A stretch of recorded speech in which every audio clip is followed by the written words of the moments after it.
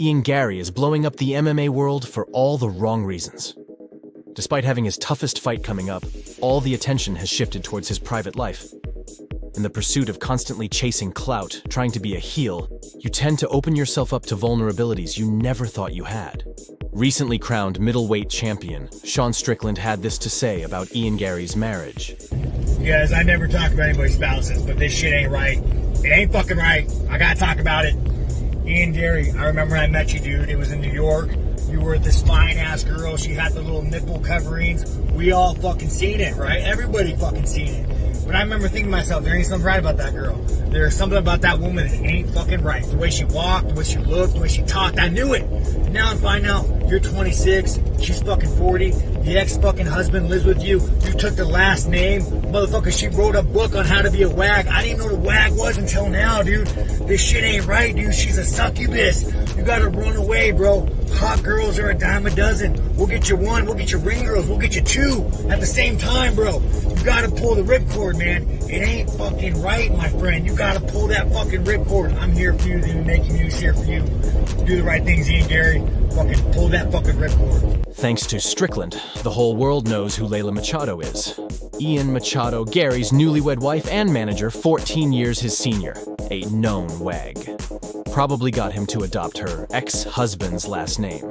The merciless trolling online has gotten so bad that Chael has advised that Ian skip his upcoming UFC 296 press conference and save face. To make matters worse, Sean thought it would be a great idea to privately DM Garry with advice.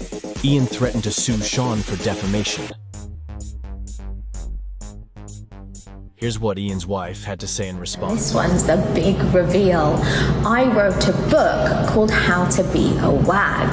Now that statement itself is a little bit of a stretch. I can hardly call myself an author of an 11-page Audible-only satire story that was written in 2010. Now 2010, that context is key because that was during the FIFA World Cup where I was working at OK Magazine, working with various different gossip mags, and we were creating this hilarious satire look at wives and girlfriends in football. That's what WAG stands for, wives and girlfriends. It's got nothing to do with age, and I wasn't even then, I wasn't 40 then. The biggest thing that I've done wrong is age. I've gotten older, I've had a birthday every year, and that's fucking disgusting coming from a woman, especially. Getting older is not acceptable. So I'm a little bit, I fucked up there.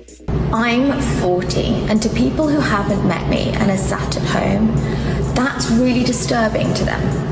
They're really very upset about it and spending a great deal of time telling me how horrendous it is that I'm 40. Look, I'm not one to kick someone when they are getting obliterated online. At least his name is being kept relevant before an upcoming fight. More eyes, more money. What he does or who he chooses to be with is not related to fighting. Also, a young man navigating this crazy world can't be held to the same standard as a Joe Rogan. He will find out the hard way once he loses a fight and everything isn't as rosy anymore. Curious to see how the relationship holds up?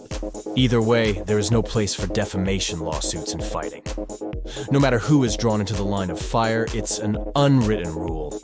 Let's see if this holds any water in court, but I doubt it.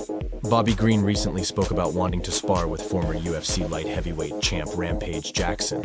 You ain't never fuck with nobody like me. That's all I can say. Well, are we sparring MMA, boxing, Muay Thai? We can do whatever you want, sir. All right. Whatever you want. Rampage, and that one smoke. Hey, He's listen. in fight mode. Hey, listen. He in fight. I know. I see it. I see it. Listen, you're a Right killer. now. You're a killer. And I'm not trying to act like or pump myself up or nothing. Like, all I'm saying is, at the end of the sparring session, you're going to say, I don't know if I ever been with no nigga like that yet. Oh my. That's all I'm going to say. That's it. How do you guys think that sparring session would play out?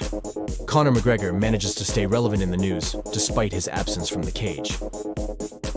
This time, he slammed the Irish government over their immigration policies in the wake of stabbing deaths in Ireland, particularly one of a beloved schoolteacher, Aisling Murphy, by a Slovakian laborer.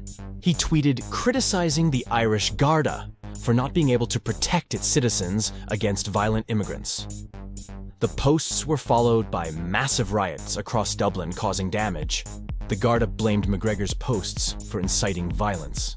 There is an ongoing investigation into the spread of hate speech following his tirade. Prime Minister Leo Varadkar vows to crack down on hate speech and pass new laws to deplatform any perpetrators. Remind you of another leader this side of the pond? The Prime Minister is more worried about the outrage about the stabbing than the stabbing itself. Tesla CEO Elon Musk seems to believe that the Irish PM hates the Irish people. What do you guys think about all this? Was McGregor's tweets justified? Does the Irish government need to prioritize their citizens over optics? Perhaps another classic battle of left versus right ideology?